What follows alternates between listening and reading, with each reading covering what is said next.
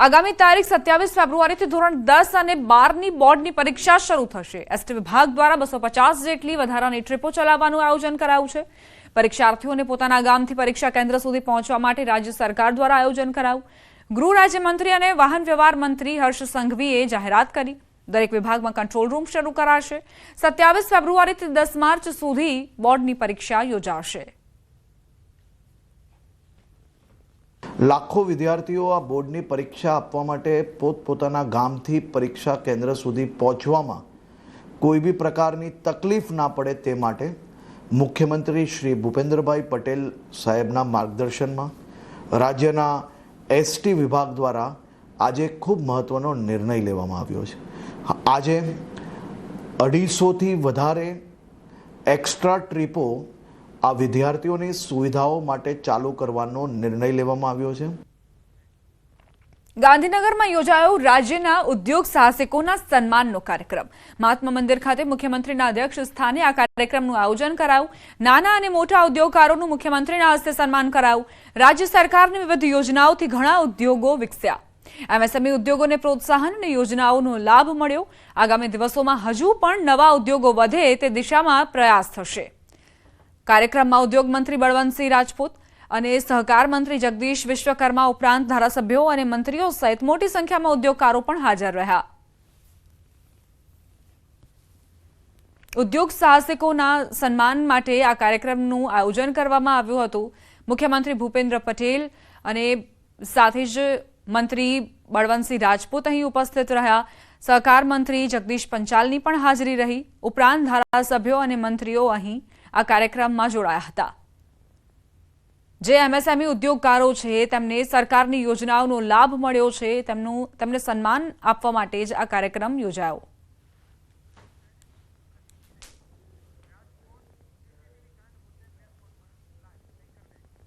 Rajkot CCTV कांड मुद्दे press कॉन्फ्रन्स आवी रही है, सांभळीशुं। हमारी तपास चालू है અને આ લોકો હેક કરતા હતા અને કોઈ દબાણ કે એ રીતે વિડિયોઝ નથી મેળવતા હતા, હેક કરીને જ મેળવતા હતા। આ લોકો સર આઈડિયા ક્યાંથી આવ્યો? કારણ કે હોસ્પિટલના વિડિયો આપણે વેચી છે કે આ આઈડિયા પ્રકાશ કરીને કઈ રીતે આવ્યો, ક્યાંથી મેળવ્યો? સિરીઝ વિડિયો આમાં જે એમનું કહેવાનું છે કે સ્ટુડન્ટ્સમાં ખાસ કરીને યંગર જે જનરેશન છે એમાં આ ઘણા બધા વિડિયોઝ અશ્લીલ વિડિયોઝ જોવાની જે ઘણાને લોકોને ટેવ હોય છે એની ડિમાન્ડ છે માર્કેટમાં। એને જ્યારે ખબર પડી કે આની ડિમાન્ડ છે તો એને આમાં એક ઓપોર્ચ્યુનિટી દેખાઈ કે આ રીતે હું ઘરે બેસીને પૈસા કમાવી શકું છું। આમ જોવા જઈએ તો બંને સ્ટુડન્ટ જ છે, 12મી પાસ છે, નીટ પરીક્ષાની એ લોકો બંને તૈયારી કરતા હતા અને ઘરે બેસીને આ એક્સ્ટ્રા પૈસા કમાવા માટેની આ એ લોકોએ ચાલુ કરી હતી, ધંધો જેવું બિઝનેસ એમને ચાલુ કર્યું હતું। એ અત્યારે મારી તપાસ ચાલુ છે। એમાં અમે જે આ એક એનો મિત્ર છે જે હેકર છે જે મેની કરીને છે એ બની શકે એની પણ સંડોવણી હોય આમાં અને એક હજી નામ છે જે ટેલિગ્રામ આઈડીથી અમે ઇન્ફોર્મેશન મળે પછી આગળ તપાસમાં જે મહારાષ્ટ્રના જે 2 આરોપી છે એ લોકો આ લોકો બધા સતત કોન્ટેક્ટમાં છે। એ લોકો ટેલિગ્રામ ગ્રુપમાં પણ સાથે છે। જે પ્રયાગરાજવાળો જે આરોપી છે એ આ લોકોના સાથે કોન્ટેક્ટમાં નથી। એ અલગથી પોતે ફ્રી ઓફ કોસ્ટ જે પણ યુટ્યુબ પર ઓપન સોર્સ પર વિડીયો મળતા હતા એ ડાઉનલોડ કરીને પોતાના ચેનલ પર અપલોડ કરતો હતો।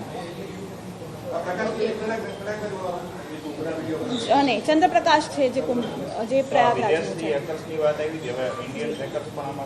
બંને હોઈ શકે છે કારણ કે વિદેશના પણ આઈપી આપણને મળ્યા છે। જોર્જિયા અને રોમાનિયા અને એટલાન્ટા આ 3 જગ્યાના આપણને મળે છે આઈપી લોગ્સ। એ સાથે સાથે અનેક બીજા પણ આપણને આઈપીઝ મળ્યા છે અને એક જે આઈડી મળ્યું છે એની અમે આગળ તપાસ કરી રહ્યા છે જે તરફ આપણે બીજા હેકર્સની પણ વિગત મળશે।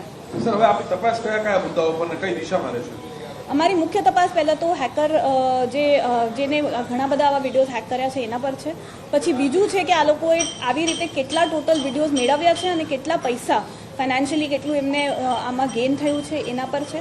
ત્રીજું એક એ પણ મુદ્દો છે કે આ લોકો આ ફ્રીલી આવ્યું કન્ટેન્ટ જે ગેરકાયદેસર કન્ટેન્ટ છે એ આવી રીતે યુટ્યુબ અને ટેલિગ્રામ પર વેચતા હતા તો એ કઈ રીતે હતું અને કઈ રીતે આમાં કોઈ મતલબ ધ્યાને નથી આવ્યું તો એ પણ આપણે એક બાબતમાં તપાસ કરવાની છે। પ્લસ આ લોકો સાથે કેટલી મોટી બીજી અન્ય આરોપી શામેલ છે, આ ગેંગ કઈ રીતે ઓપરેટ કરતી હતી અને અન્ય આવી કેટલી બધી ગેંગો છે જે આવા વિડીયોઝનું સેલ અને વેપાર કરીને પૈસા કમાવાની આખી ગેંગ જે છે એના માટે અમે તપાસ કરવાના છે. સર, સાયબરની કુલ કેટલા આપણા અધિકારી કર્મચારીઓ કેટલા દિવસથી સતત કામે લાગેલા હતા, કેટલી ટીમો બહાર ગઈ, આખું ઓપરેશન કઈ રીતે પાર પાડ્યું? આપણે 17 તારીખે આ ફરિયાદ નોંધાઈ હતી ત્યારથી તરત જ સાયબરની 2 ટીમો આપણે બહાર મોકલી હતી. એ સાથે સાથે ક્રાઇમ બ્રાન્ચની એક ટીમ બહાર હતી. એ સાથે સાથે સાયબરની 2 ટીમ અને ક્રાઇમ બ્રાન્ચની એક ટીમ અહીંયા અમદાવાદમાં બેસીને આખું એનું ટેકનિકલ એનાલિસિસ કરતી હતી.